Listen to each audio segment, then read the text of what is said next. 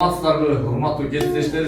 Мен өзүмдү тааныштырып кетсем, Талас областынын Ички иштер башкармалыгынын Бакай Ата районунун Ички иштер бөлүмүнүн жашы жетеликтер менен иштөө инспекторунун аймак пресс-көчүсү болуп эмгектенем. Жана ошондой эле кыргыз тили кыргыз элинин улуттук тили, улуттук маданияты аттуу ишине кыргыз тили жөнүндө кеп сала кетейин. Кичине болсо да көңүл коюңуздар. Ал эми кыргыз тилинин кичине болсо да тарыхына көз чаптыра кетели.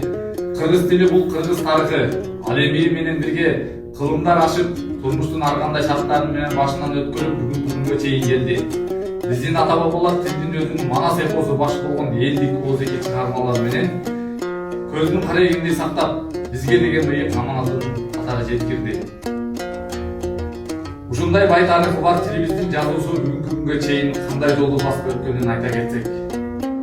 1924 жылы кыргыз эли өзүнчө бөлүнүп, алгачкы Кара Кыргыз автономиялуу облусун түзгөн күндөн тарта, ошол мезгилде улут башында турган Жусуп Абдрахманов, Иманалы Айдарбеков, Абдыкерим Сыдыковдордун, Ишеналы Арапаев жана Касымалы Тынстановдордун демилгеси менен өз эне тилинде окуу китептерин басыла баштаган. Алгач улуттун жазуусу реформаланган араб тамгалары менен аркылуу жүргүзүлгөн. Бирок ал кыргыз тилинин фонетикалык түзүлүшүнө туура келбегендиктен 1928 жылдан тартып латын графикасынын негизинде түзүлгөн жаңы алфавит колдонула баштаган. Эне тилим, ыйык туткан сыймыгым, бабалардан жете келген сыйлыгым, тамчы суудай балбестелип сакталган, жүрөгүмдөн түнөк алган ыйыгым.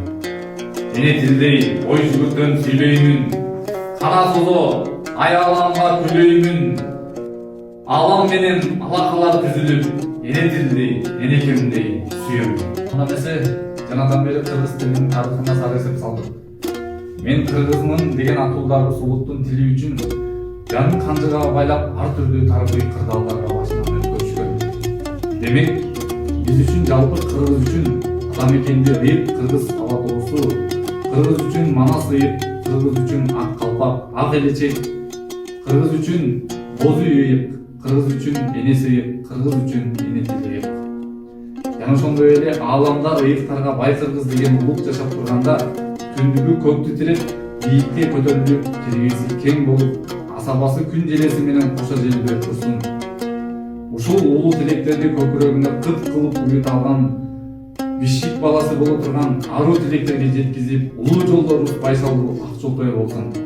Ата бабаң өткөн элиңди сүй, түптүү кыргыз элиңди сүй.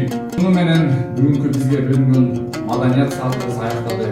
Көңүл бурганыңыздарга дагы бир чоң